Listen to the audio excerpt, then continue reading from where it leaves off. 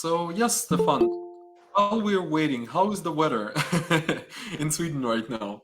It's around like -2 degrees around that. In Sweden now, we're coming towards the winter, so it's actually the first cold days in the winter now. I would say it's been like +5, 10 degrees, but now it's getting down to zero and below zero. So yeah, the snow is on its way. So soon, hopefully, as a Swede, I will say we will have some snow. I guess that would scare a lot of students away. So let's not speak too high about No, it. it's not gonna scare. It's definitely not gonna scare our students. Our students love snow, and That's good. I think No, that's not a as I problem. said, it's like exotic. So it's like we say in Sweden, it's no such thing as bad weather, only bad clothing. Yes, exactly. So, and a lot of people in Sri Lanka, there's only two seasons at the end of the day. It's only a rainy season or a very hot season. So, there's a lot of excitement for the snow. Actually, I'm surprised. Somehow the snow avoided you because people are sending me pictures all over the place, and everything is like fully snow at this point. So very surprised.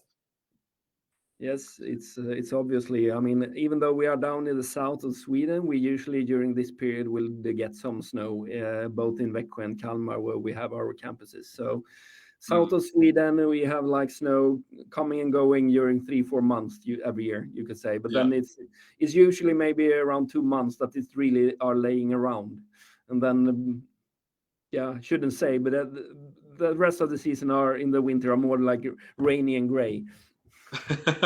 It's fine. It's fine. It's fine. The two It, is always best. yes, exactly. It's the best time to be in the country. But yeah, snow is also nice. Though,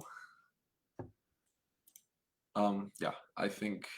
All right. So hello everyone who has joined. So we're still collecting people. We know. We're gonna wait, I think, around 5 more minutes if you don't mind, Sure, no and worries, yeah, no worries. then we'll have a session because yeah, from our experience, it's best to wait a little bit. Um, all right. Meanwhile, please give me a second. Yeah.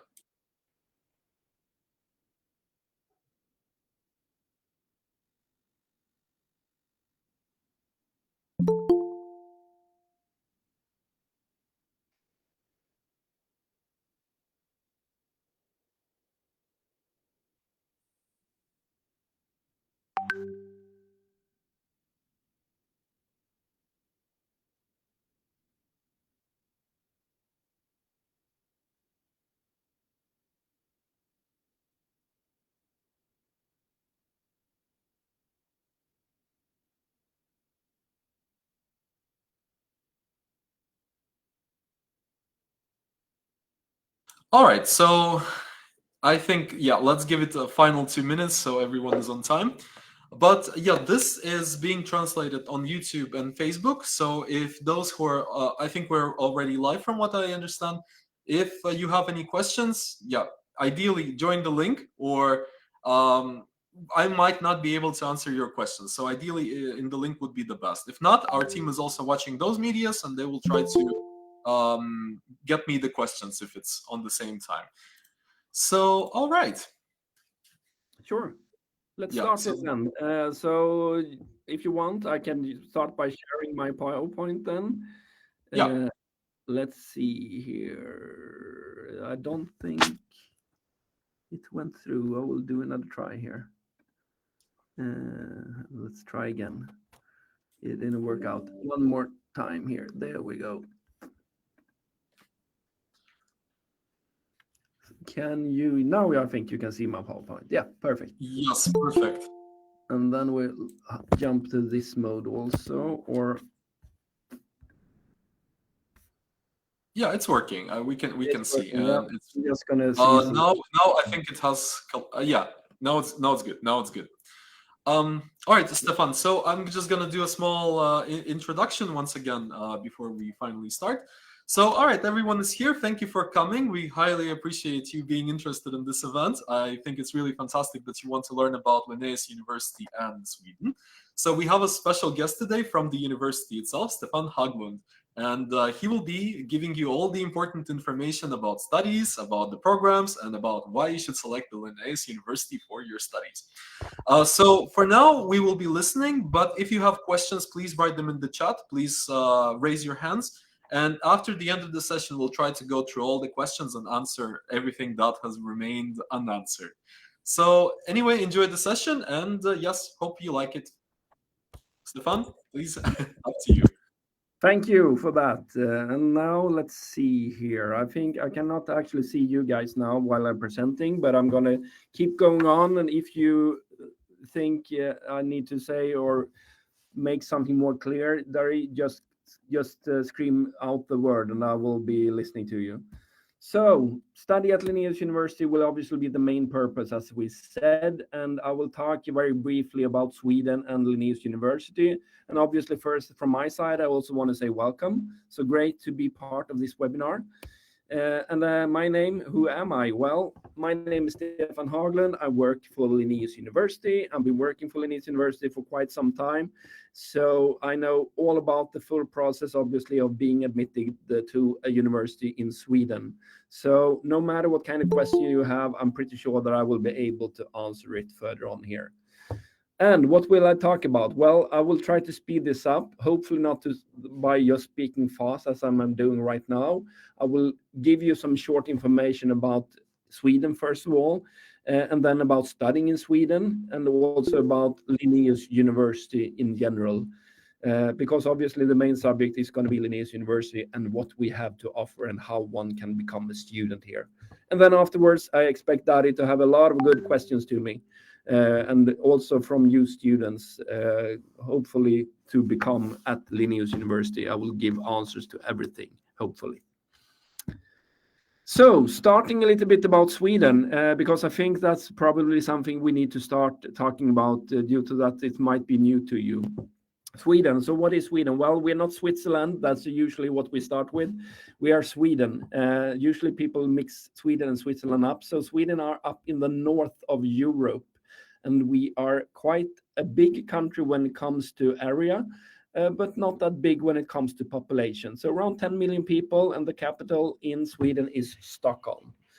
And we are a constitutional monarchy, so we still have a king, but he actually do not have any governing powers. So we are a parliamentary democracy, one of the strongest democracies in the world, actually, when it comes to looking at this kind of democracy in this index. Secularized country. So with that said, basically it means that no matter what religion, what belief you have, you are free to think and say in Sweden, and nobody will influence you others' way. Second highest proficiency in English, and that means that you easily get around with English in Sweden. So Sweden, we usually brag about being the best English speaker in the world, not having it as first language. It's usually the Swedes, the Dutch, and the Danish competing about this. So Sweden, English is very strong in Sweden, so you get easily around with English everywhere in Sweden. Just very shortly about Swedish culture. Well, we are a very friendly people, helpful, maybe a bit reserved sometimes. So it might take a little while longer to get to know somebody close. We love our fika culture. And what is fika? Well, you can see here on the picture, cup of coffee and a cinnamon bun. And that's something you will do both before lunch and after lunch once. So we're one of the heaviest coffee drinkers in the world, together with the Finnish people, actually. Famous for well, Nobel Prize, I'm pretty sure that you heard about, and that is a Swedish organization and prize nowadays. Good welfare system, very good life generally in all the Scandinavian countries, and also very famous, known for design.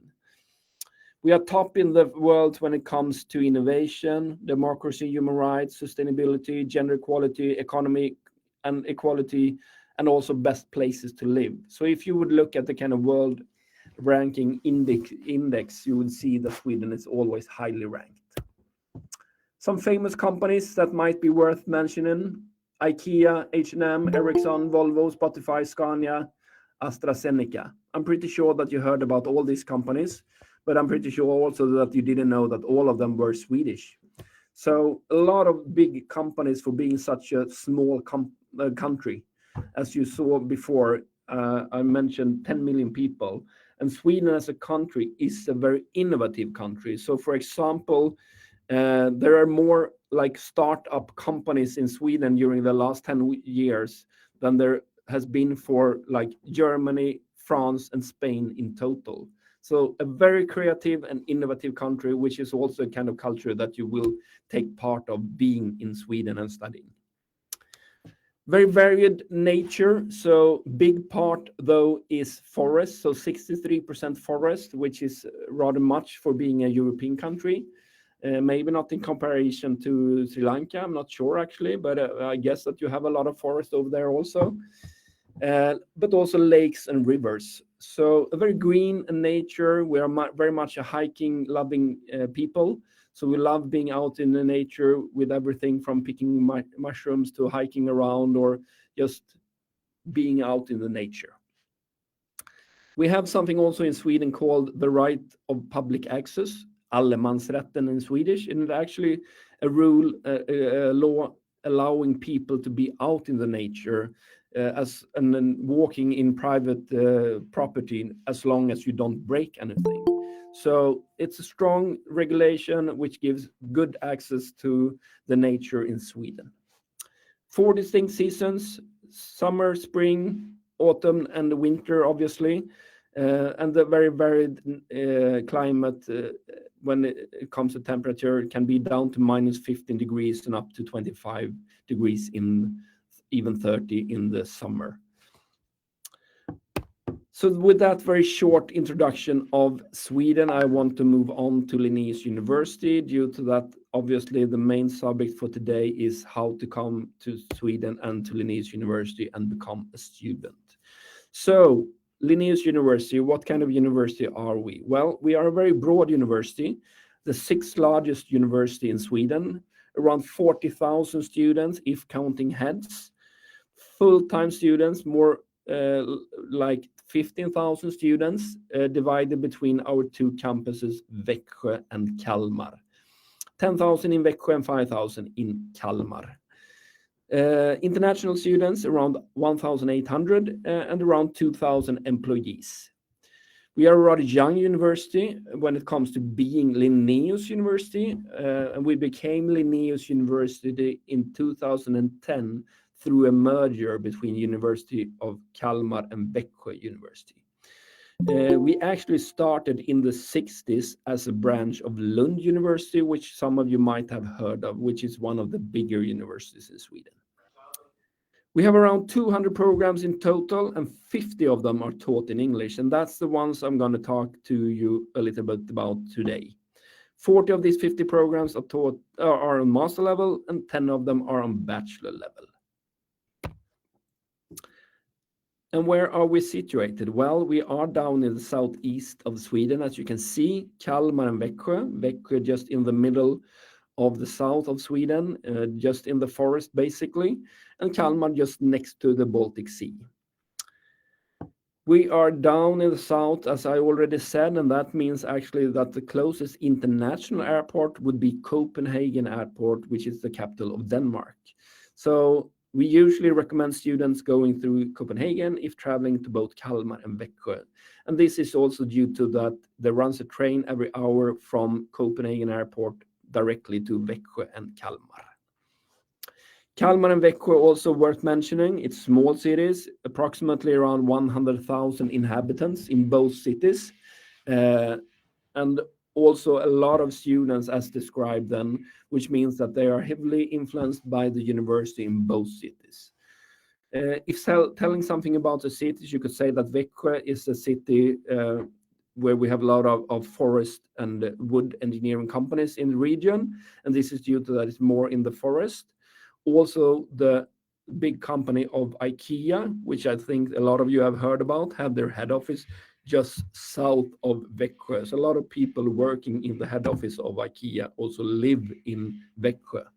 And this obviously also means that we have a lot of collaboration with IKEA, this multinational company. The Kalmar campus is more beautiful location just next to the Baltic Sea, and it's a very much of a tourist area, but also known for maritime and also for marine biology, basically, but also tourist studies. So beautiful location, old medieval city, with she's actually also in the most sunny area of Sweden. So what kind of profile does Linnaeus University have? Well, we have a strong focus when it comes to sustainability. So sustainability and societal development is something we warmly build into no matter what education you're studying in at Linnaeus University. We are also in a very innovative and entrepreneurial region, actually the region of Småland, which is known for that in Sweden.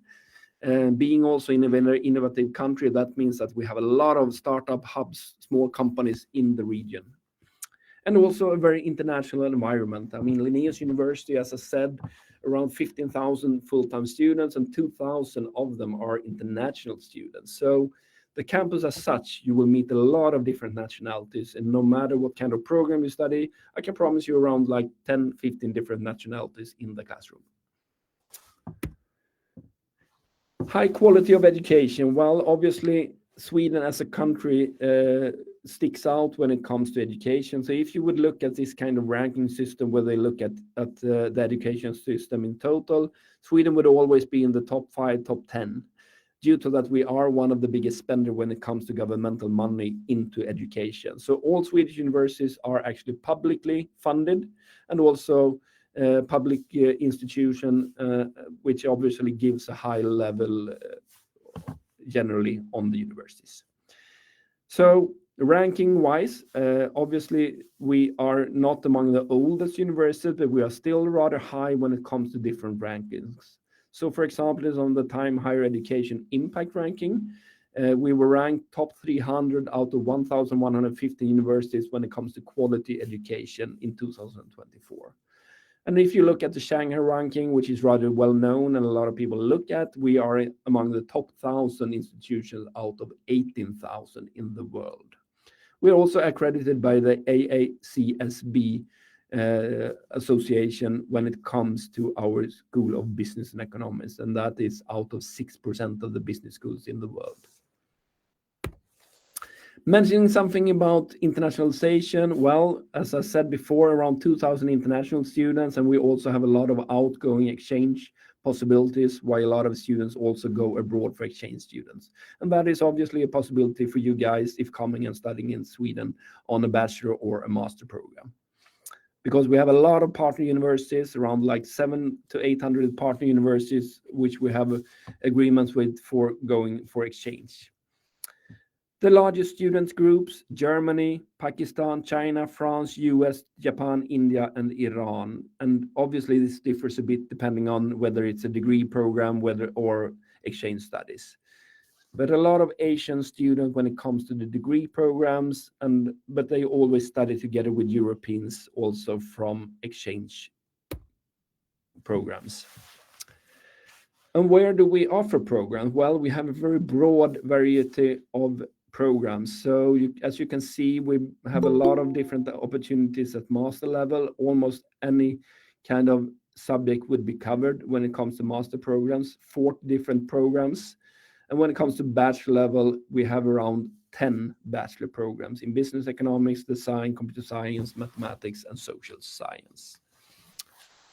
When it comes to tuition fees, it varies a bit, but the most common level of tuition fees would be either 110,000 Swedish krona for business, humanities, and social science, or 155,000 Swedish krona for computer science, natural science, engineering.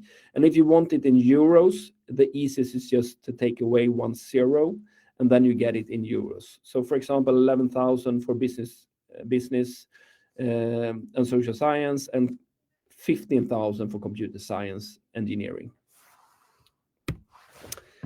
When we have scholarship, that means obviously also that we offer scholarship, and our broad and big scholarship program are the Linnaeus University Scholarship Program, where we give out around 30 scholarships every year. this scholarship gives about 75% coverage of the tuition fees, which means that if you would get this kind of scholarship, you would only pay 25% of your tuition fee. Every year we have around 300 applicants for it, so about 10% of the applying students for the scholarship program would get this scholarship. It's only for students applying for master level, and you have to prioritize Linnaeus University as your first choice when applying. Second year students for bachelor level can also apply for this scholarship program, but not when applying for it as beginners. So no bachelor students, first year students have any scholarship available, unfortunately. Our second big scholarship that I want to mention also is our IKEA and Södra scholarship. It's only for two particular programs, our innovation program and forestry program on master level, and a bit more rare scholarship. It would give full coverage of tuition fees and full coverage of living cost. So in able to apply for that, you need to apply for the innovation program or the forestry program, master level programs as your first priority. There is also alternatives through the Swedish Institute. So if you look at studyInSweden.se, you will find more information about that. Just to sum up a little bit, I'm not going to take too long in this presentation because I think it's better that we do a Q&A part. I just want to mention some parts about why you should choose Linnaeus University. First of all, I think that we have a very broad spectrum of education, which is something that you should look into. And I'm pretty sure that we have something suitable for most of you guys. And if you look at more things sticking out at Linnaeus University, I want to put the finger towards our environments, both when it comes to campus facilities, but also the university buildings as such. Because in Växjö, for example, we have a very distinct campus solution, which means that you have all university buildings new built, 10, 15 years old at one spot, and then around 5,000 students just living a walking distance from the campus. So 2 to 5 minutes walking distance to new environments, good student life. In Kalmar, it's even more new built, so it's actually been introduced in the last 3-4 years. So we have built a totally new facilities down in the guest harbor of Kalmar, just next to the Baltic Sea. So totally brand new facilities with all the students in a very cozy cities. So this means, like, as a student, you have very good study environment, both when it comes to facilities, library, and also the living and housing. Informal teaching style. I'm pretty sure that you're rather used to being spoon-fed as a student, sitting, listening in the bench, just taking in what the teacher said. But this is something that you will meet differently in Sweden. Here you have a study environment that stimulates curiosity, creativity, and critical thinking. So you will have closeness to your teachers. There are very low hierarchy. You would never address your professor by sir or professor last name. It's always first name, and you will have a closeness and be stimulated in order to be part of the discussion going on during seminars. So important part of why you will learn and become a more independent and innovative, creative student. Good quality of life. I mean, I'm sure that a lot of you guys are looking at alternatives in Stockholm or Gothenburg or the bigger cities in Sweden.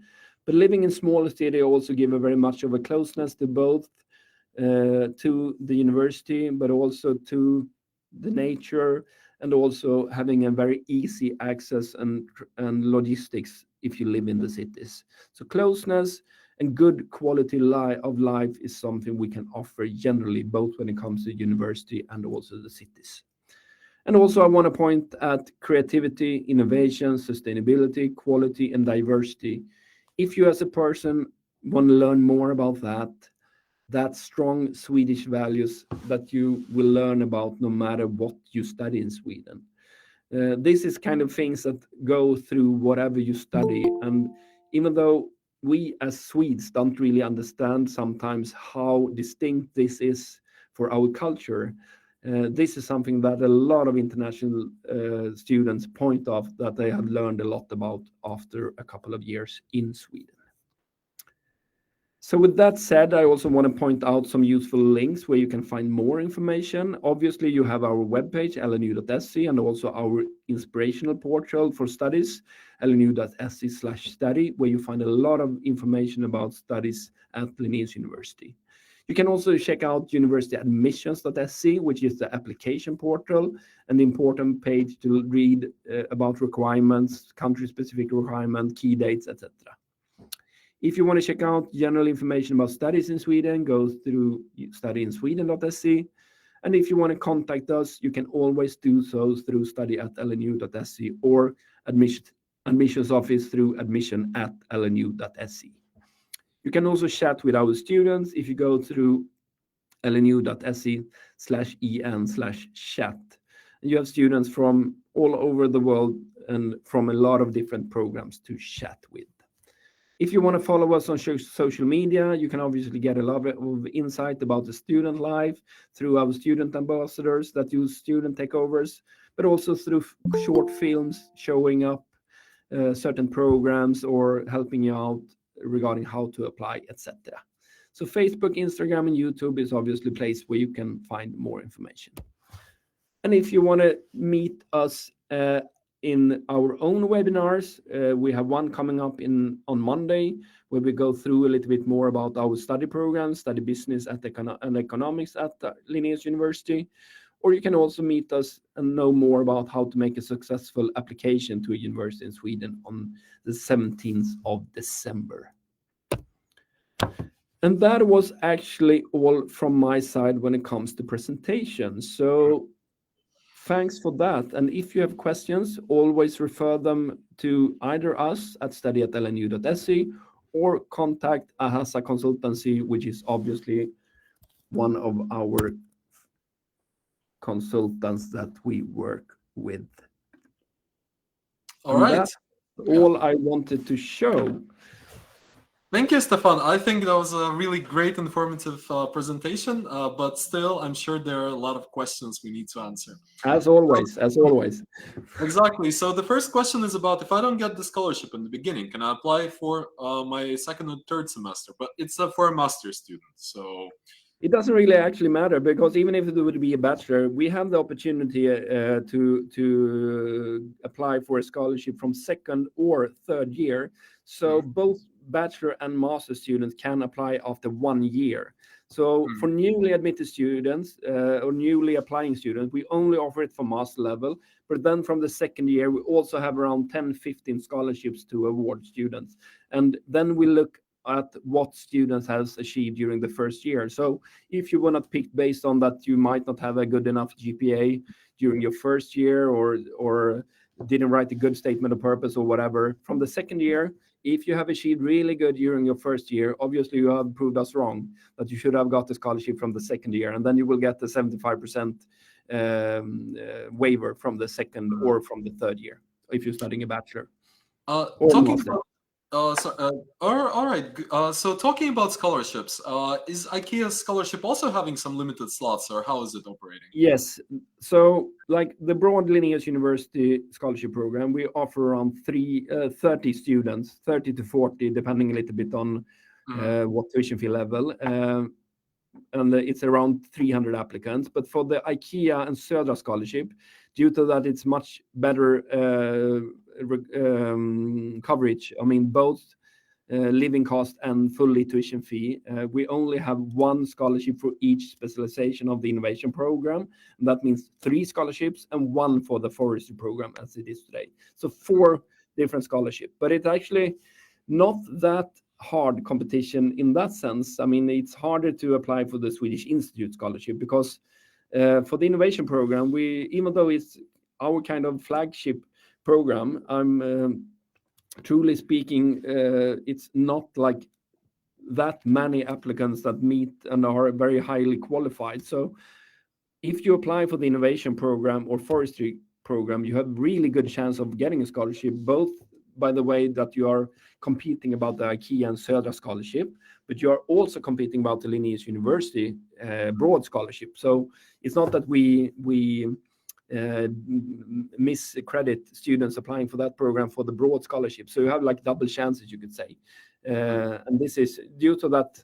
We obviously want to always get the best students, and that means the best students no matter what program they're applying for when it comes to the Linnaeus University Scholarship Program. All right, thank you. So the next question I see is, if I'm selected for a master's, am I able to request university hostel facilities, or do I need to find accommodation outside? We don't actually have housing any longer. We used to have block rented housing and offered all students this, but as it has become in Sweden, it's not that hard any longer in both Växjö and Kalmar to find housing. So the most important part that I actually recommend students to do is to always place themselves in the housing queue early, because you earn a point for every day you've been in the queue. We allow our kind of queuing system in Sweden. So you earn like a point for every day you've been in the queue, and it costs like 100 Swedish krona, like 10 euros to be in the queue. It's more of an administrational fee, basically. And if you place yourself in the queue when you're starting your application, you easily have enough of points to get a housing by the time when you are admitted. And on campus in Växjö, for example, we have about place for 4,000 or 5,000 students, and it's municipality-owned housing company. So it's regulated that you have to be a student in order to apply for this housing. So there is plenty of alternatives, and also some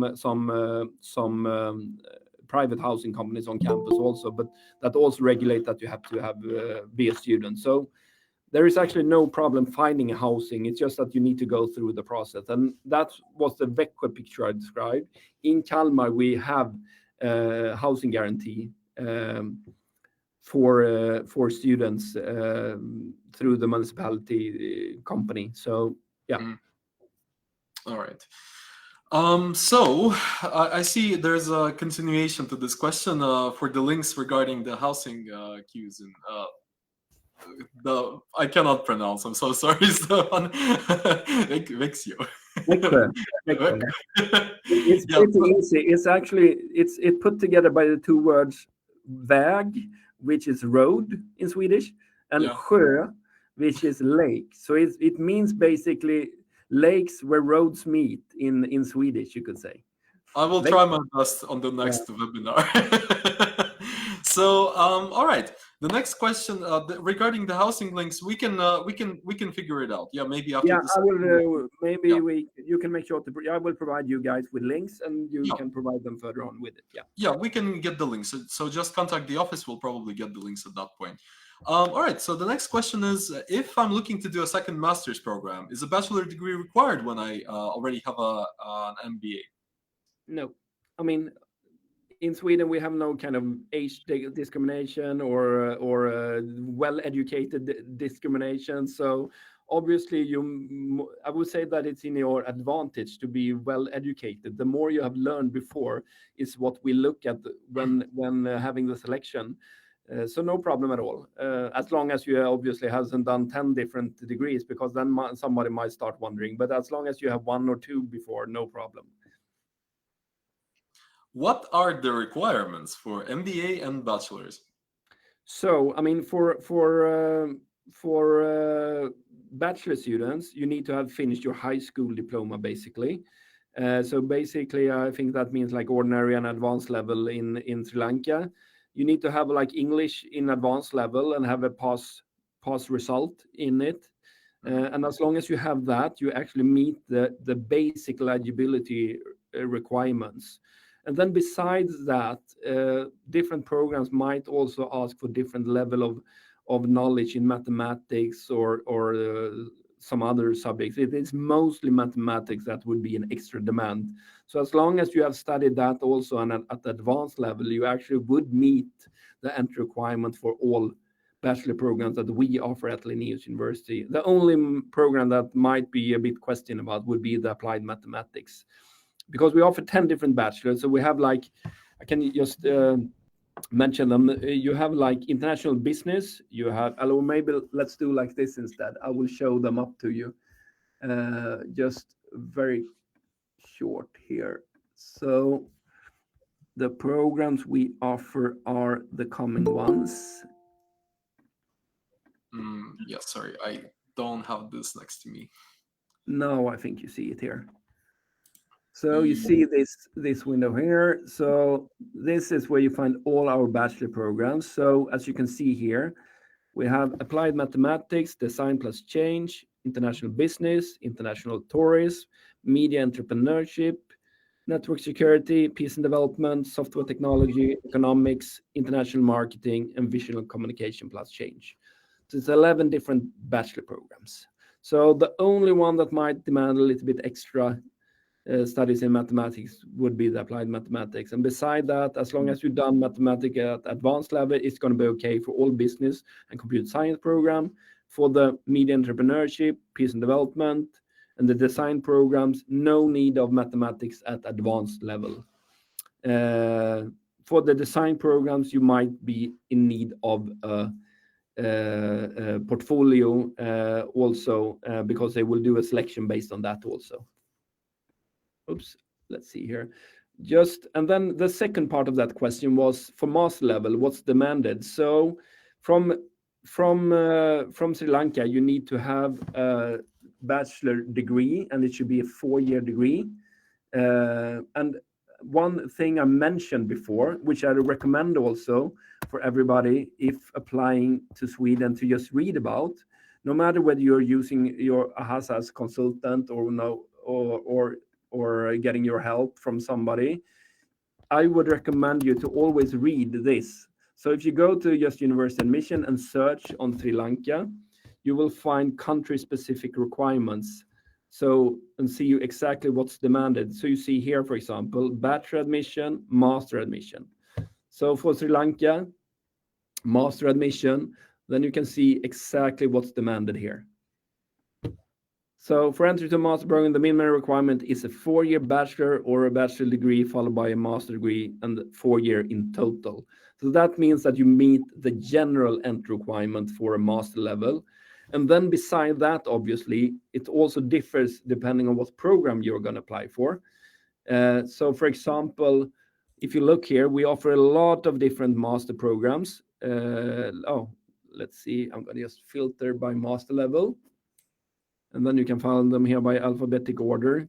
You see here a lot of different aquatic ecology, business process control, chemistry, colonial and post-colonial studies, economics, energy and management, entrepreneurship, forestry, global peace, information systems, innovation, international affairs, international business, leadership, mathematics, mechanical engineering, media culture, media democracy, Mhm. peace and development, physics, psychology, renewable electric power systems, software technology, sustainable energy, sustainable structural engineering, tourism.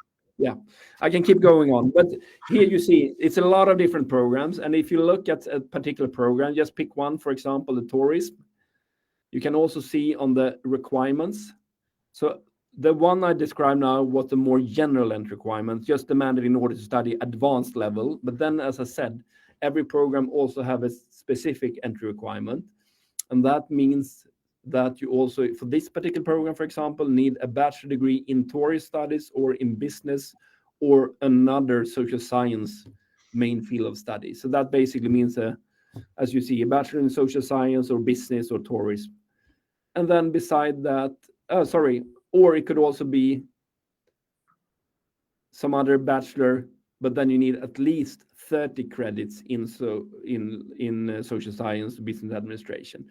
So as you can see, this differs obviously a lot depending on what you are applying for. For example, if you're looking at the structural engineering program, then the requirement would be that you have a Bachelor of Science in Civil Engineering, Architectural Engineering, and then it might be also certain courses that should be part of the degree.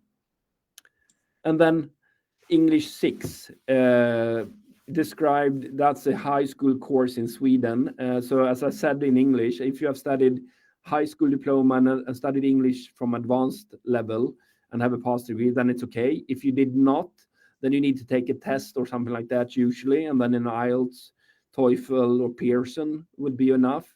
For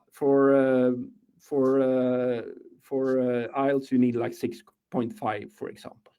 Mhm. Okay, that was a long answer on that question. Good, it's a good answer. So please check your requirements because every program has a different considerations and requirements. And yeah, if something, of course, our team can help you if you are fitting the criteria of the program. So another question we have is, which is actually a very common situation. Can you can apply for another master's program without having a basic degree, but with experience in previous master's degree? Uh, you can. Sorry, do you mean like having I just experience? Yeah, with experience. So the bachelor. So in some programs, based on the experience, work experience, you can get masters. There's a No, no. In Sweden, you always need to have like a bachelor, so we cannot really accredit work experience. We don't have that kind of MBA system, or where you can have like a more Mhm. executive MBA or something like that. So you need to have like a regular studies, and it should be a 4-year degree as described.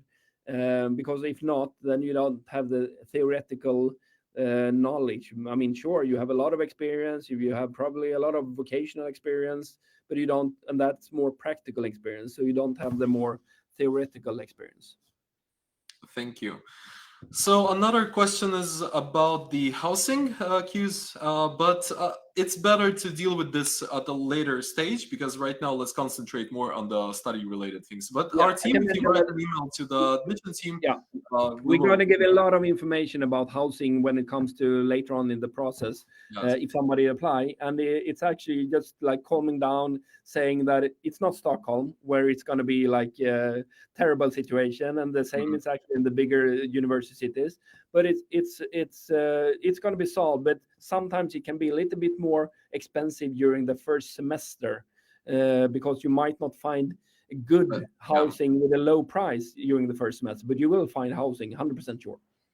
Yeah, I would like to mention also the highlight about this. In the big cities in any country in the Netherlands, in Amsterdam, in Stockholm, there's a big competition for the apartments. There's so many people coming, and in Netherlands, as an example, there's 400 people for one house. So you also have to consider that in the smaller cities, there's just more opportunities to find a place where you can stay in Exactly. comparison to the big capitals. So that's a plus, and that's a good start. It means you don't have to stress out. It doesn't mean you have to run around and look for places and knock on the doors. It means you have a little bit more safer and slower but secure approach when you're moving to the country. So also have that in mind because it's a very important thing. And actually, so I have applied for masters. When will the be the interview held? um Yeah, that's depending on what kind of interview. I can describe the process a little bit. So when applying to Sweden as a Swedish university, you always apply before 15th of January. So basically, that's like last date to apply. And as soon as you have applied, even if you would apply earlier, they start review your documents when you have sent them in. But the last date to send in the supporting documents would be like the 1st of February. So 15th of January, keep that in mind. Last day to apply. 1st of February, last day to support your application and pay application fee, because you need to pay like 900 Swedish krona in order to just get your application processed in Sweden. And as soon as you have supported your documents, they start reviewing. It might take sometimes a month or something like that until you have got it reviewed, because it's a lot of students applying at the same time. Obviously, in Sweden, so actually in the master session, it's around 80 to 100,000 applicants every year. And that means a lot of to take care of. But then, as soon as the national agency has reviewed your documents and say that it's equivalent to the basic eligibility, it's up to every university to look at the the specific entry requirements as I described, and see that you meet the requirement for the particular programs. We do not do any interviews in that part of the process when it comes to just looking at eligibility. It might be 2, 3 programs that this year want to start doing some kind of interview in the selection process, but it's only going to be in 2 or 3 business programs, because it's a very much time consuming process, and therefore few do it. So that would might be a interview, but that's very rare. I guess that the questioner also probably answered asked about interview for the residence permit, And that's gonna happen then in the next stage. I mean, because first of all, you get admitted by us. And if you get admitted, you need to pay your first installment for the tuition fee, and you need to start your application for residence permit. And that's when you might have to go for interview at the Indian embassy, I think, for your application for residence permit. Yes. That's Actually, far away. yeah. I'm afraid to give up wrong information here because yeah, I'm actually dealing mostly with the university's visa people. Are they know for sure? Which I don't think we have to go to India. Honestly speaking, I'm not sure. But anyway, let's move on from this question. And Not everybody has to do. I mean, a few. I know that it's kind of 50-50. That some they ask for interview, but some don't go for interview. all right. So the next question would be about IT related masters with 2.5 GPA and engineering degree. Hmm? I mean, we have in IT we have two different masters. We have software technology, which is obviously more programming related, demanding, and then you have information systems, which is more of a project leading, somewhere working in a stage between the user and the developer, which is not programming demanding. It's more of a project leading master. So that's the two different programs we offer. And if you have 2.5, sure, no problem, apply. And then it's going to be in a competition with everybody else applying.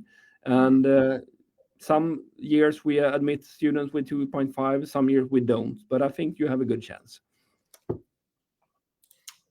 All right.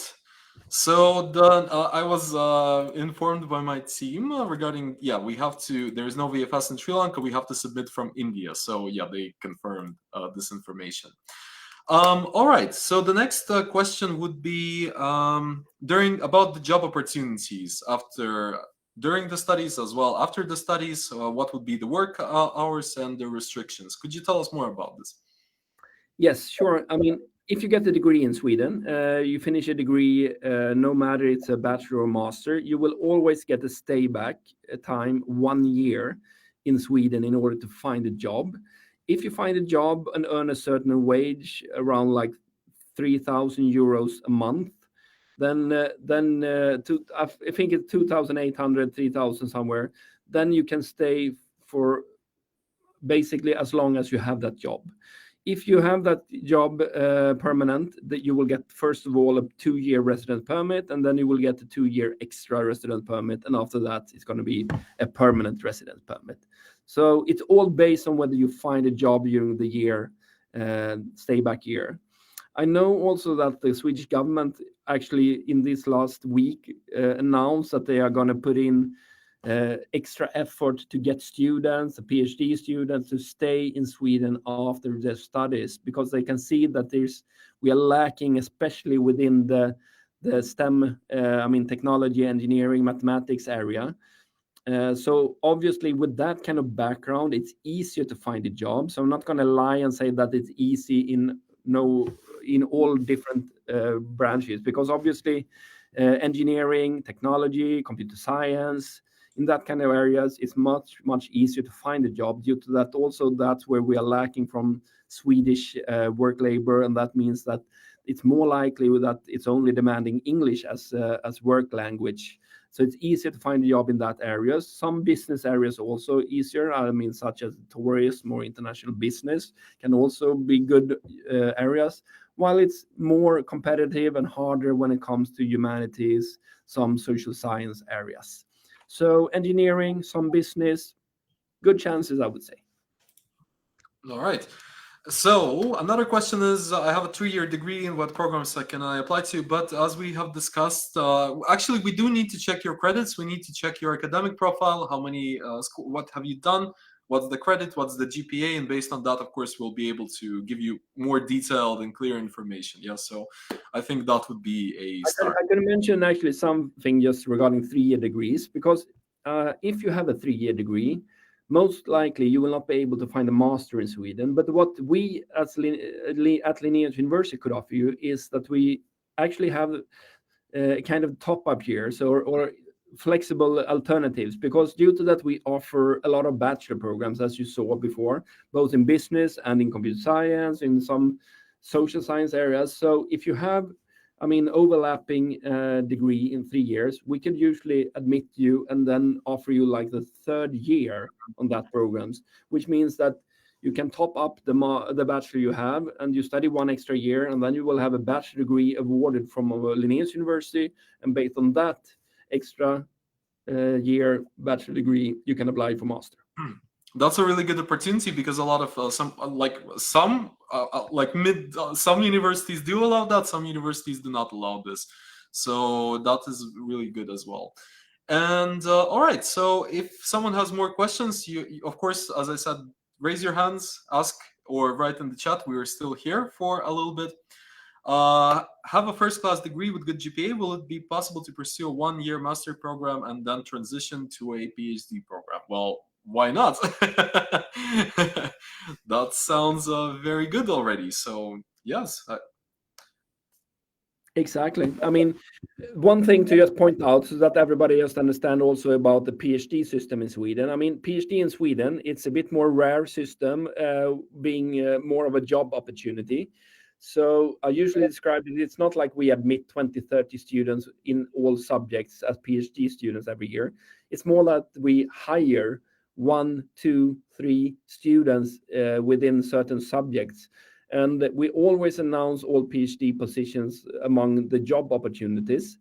So it's basically like finding a job like a professor at the university. Because as a PhD student in Sweden, you're paid wage. I mean, around like 2,800 euros a month, because you do research for the university and you also teach for the undergraduate students usually. So it's a bit more rare, but I mean, if you are a really good student coming to Sweden, doing a master first of all, and actually I would recommend a 2-year master, because in Sweden nowadays we have a 2-year system when it comes to master level, in order to prepare you for the PhD level. Thank you. All right, so I also have a couple of questions. I was deleting some of them as the session went down. But my question would be, so what makes programs in Linnaeus maybe more different or better, or like any in comparison to other universities? What can you tell me about maybe the flow of Sure. the university? Yeah. I mean, as a university, Linnaeus University, first of all, one thing to just point out when choosing among different universities in Sweden is that Swedish universities are mostly publicly funded, which means that we depend on money from basically the government and for educating Swedish students. And that actually also means that no matter what university you go to, the amount of money we get is the same. So no matter whether you are a top-ranked university or whether you are a middle-ranked or not ranked university, the money we get for educating students is the same, and that's also the same when it comes to tuition fee. You will see that it doesn't really matter what university you pay to or will be admitted to. The amount or the level of tuition fees are usually the same. The difference between different universities might be that they have big research areas or they have more students. So obviously, universities as as Lund University or Uppsala University, they might be more famous as such. But obviously, competition at that kind of universities are also harder. And it doesn't really mean that the professors that are educating you will be better. It might be that they are less interested in giving education. They might be more interested in their own research. And also being a young university as Linnaeus University, for example, we have a lot of collaboration towards IKEA these days. There is also a big foundation called the Kamprad Family Foundation from the founder of IKEA, which actually has more money in it than the Nobel Prize Foundation. And it's basically nowadays just has it as regulation in order to support research at Linnaeus University. So we will grow a lot in the coming years when it comes to research. So if you are interested in like forestry, innovation, or tourism, or such a related fields, you have really good opportunities to have closeness to highly ranked research areas, I would say. And also, we are a broad university, the sixth largest, as I said, in Sweden, with very new built facilities, which means that life will be very easy and nice in both our campuses. So Mm. look at what you will get for the offer. Basically, either if you live in a big city, sure, you might have a little bit easier to find a job, but you will struggle for your housing. You will be a bit more anonymous in that kind of system than you will be at the university such as Linnaeus University. Yeah, that is absolutely true. I agree here. So another question is it really hard to find a job in education, teaching sector, and social sciences field, even after having two bachelor degrees in hand? Yeah, the thing is that usually that due to that, but in all of Europe, you could say you have a big part of the students are studying within like business and social science, which means that also the position, the job opportunities are more likely to only demand or demand that you speak Swedish because they can fund Swedes taking this job, and due to that, everybody in Sweden also speak good English. You get somebody speaking good English also when employing a Swede. So it doesn't really has to be like somebody with international background. So that means that it's a bit more tricky to find position due to that it's a bit more rare to find them demanding only English. But if you would learn Swedish during your years in Sweden also, then obviously opportunities in that kind of fields also increases a lot. So that's what I usually recommend somebody coming for like social science or humanities or something Mhm. like that. If your ambition is to stay in Sweden, concentrate on the Swedish also from the beginning when you arrive here. That is not as demanding when it comes to engineering technology, because then it's more likely that they will only demand English from you. Thank you. That's also great information. I can add a little bit from myself. So, of course, language is an important thing. If you know Swedish, more opportunities will open up for you. That's guaranteed. Also, there's a lot of international schools. There's not only international schools, there's online classes you can do. You can find a way to use your skills not only in Sweden but globally. You're not restricted into just looking for job in the local village and so on. A lot of people are doing teaching online. That's also a possibility. Why not? So you have to think, you have to look for options, you have to research this, and of course you can sustain yourself. You can get good salary by doing teachings of maybe English language, or what is your exact special? So yes, social sciences. So yeah, you just have to use the research, Google it, and maybe there's an opportunity waiting for you no one knows about. So that's also something I can add. All right, so Iresha, yeah, as I have responded, yes, of course, this sounds like a realistic situation. If you have done a degree and done a top up, then yes, we just need to check the documents, see your GPA, see your credits, and see if it's relevant to the studies you want to apply. And then, of course, we can make this decision and apply you to Linnaeus University in the end. That's not going to be a problem, I think, if you have a bachelor from Lincoln. It sounds like definitely alternative. All right. So, one also extra question: do you have any student organizations, clubs, activities for the students? Anything like fun about the social life in Linnaeus? Sure. I mean, what you will find coming to Linnaeus University is that we have a rather unique campus solution in Växjö, which is our bigger campus. So 70%, I would say, of the international students live in Växjö and study in Växjö. Due to that, the majority of the programs are in Växjö. In Växjö, you have like 5,000 students living within walking distance from the university. So that means that you have a lot of student life on campus. You have like Mhm. 2, 3 student pubs on campus, and they are open like 6 days a week. You have a sports association on campus with both like gym, group training, a big sports arena. You have a cricket team. You have like volleyball, soccer, badminton, all of these opportunities on campus. When it comes to student associations for education, you obviously have a lot of subject-related organizations or linked to certain areas of interest, like teaching or international affairs or business. And beside that, you also have interest organizations. So everything from like amnesty or some kind of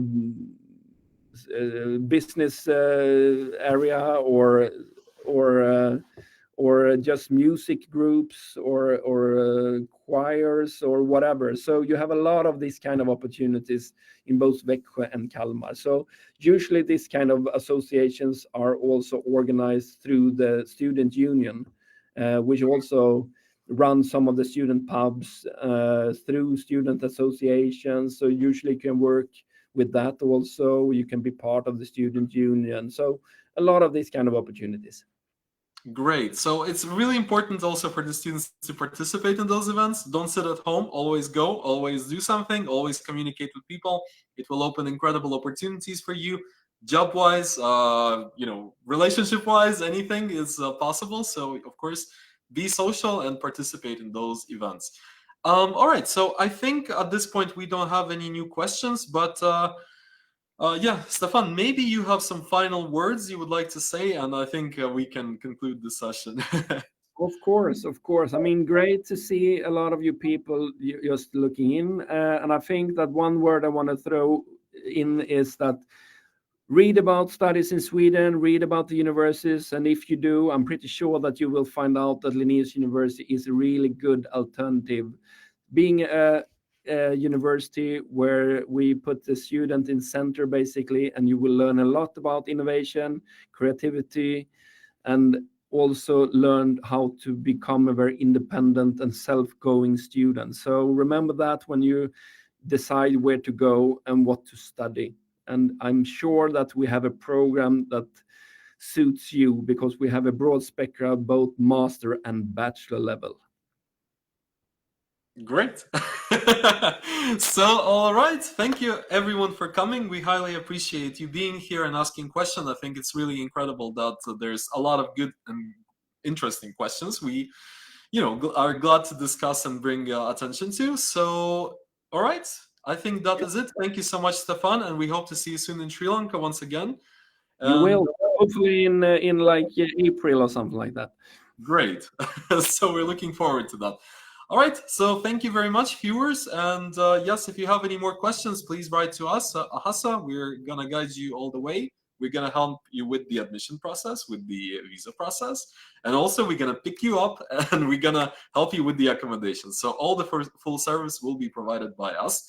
And of course, the Linnaeus University will assist us on a lot of things. So, all right.